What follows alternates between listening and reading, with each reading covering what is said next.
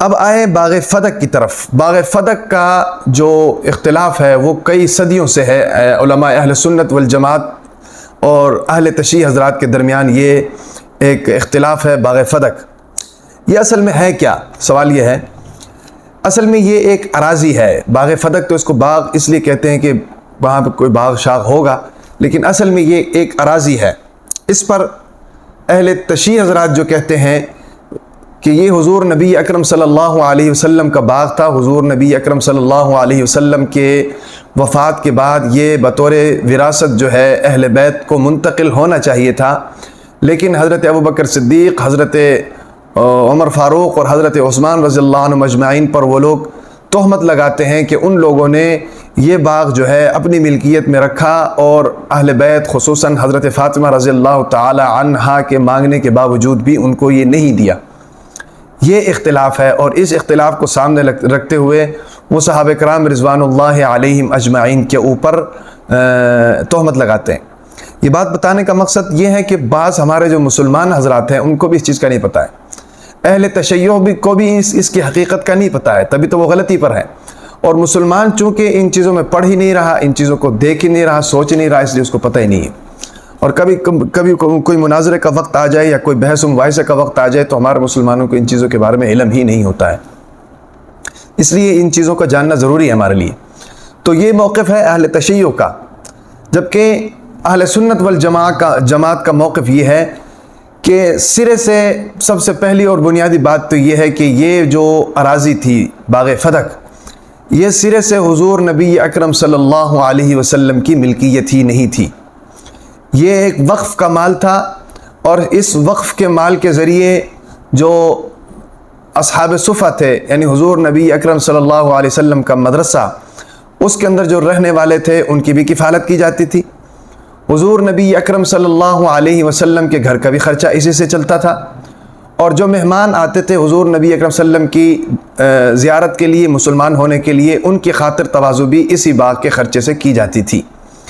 تو سب سے پہلی بات تو یہ ہے کہ یہ حضور نبی اکرم صلی اللہ علیہ وسلم کی جب ملکیت ہی نہیں ہے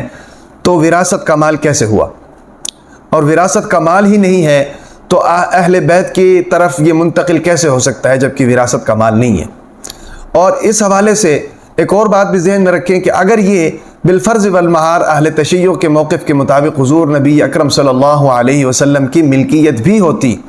تو اس کے باوجود بھی یہ اہل بیت کو نہ ملتی بطور وراثت۔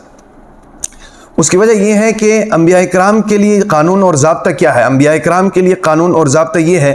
حضور نبی اکرم صلی اللہ علیہ وسلم نے فرمایا کہ نحن معاشر الانبیاء لا نورث ولا نورث ما ترکنا صدقۃ۔ حضور نبی اکرم صلی اللہ علیہ وسلم نے فرمایا کہ ہم علماء کرام، انبیاء کرام کی جو جماعت ہے، ہماری انبیاء کرام کی جو جماعت ہے، ہم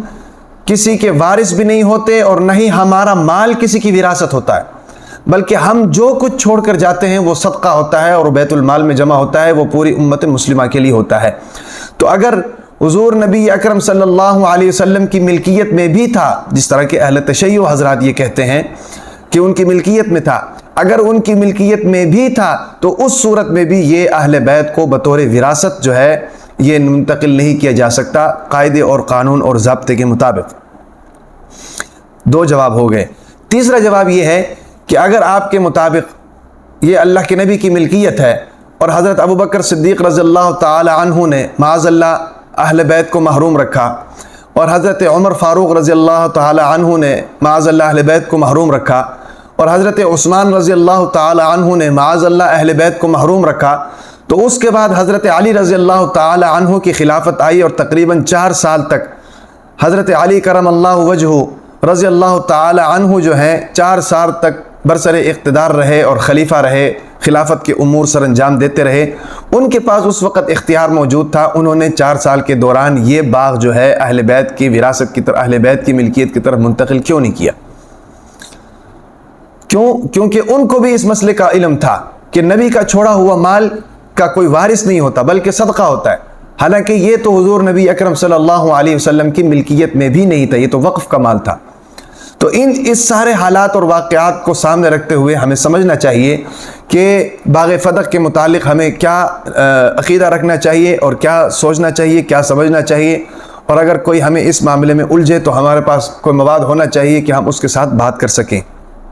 یہ ہے اصل حقیقت باغ فدق کی۔ یہ بات اس لیے بیچ میں آ گئی کیونکہ یہ جو یہودیوں کا مدرسہ تھا یہ باغ فدق کے حدود میں تھا، آس پاس تھا، گرد و نواح میں۔ تو حضور نبی اکرم صلی اللہ علیہ وسلم وہاں پر گئے اور وہاں پر جا کر ان کے ساتھ ملاقات ہوئی۔ عبداللہ بن سوریہ نے سوال کیا، حضور نبی اکرم نے جواب دیا۔ جواب دینے کے بعد انہوں نے کہا کہ حضرت جبرائیل علیہ السلام کے ساتھ تو ہماری دشمنی ہے۔ دشمنی اس لیے ہے کہ وہ اللہ تعالیٰ کے وہ ہماری چغلیاں کرتا ہے، ہماری چغلیاں کرتا ہے۔ تو پھر اس پر اللہ تعالیٰ نے جواب نازل کیا کہ فَإِنَّهُ نَزَّلَهُ عَلَىٰ قَلْبِكَ بِإِذْنِ اللَّهِ۔ اس نے کیا چغلیاں کرنی ہے؟ وہ تو وہی چیز کرتا ہے جس کا اللہ کو اس کو حکم دے رہا ہے۔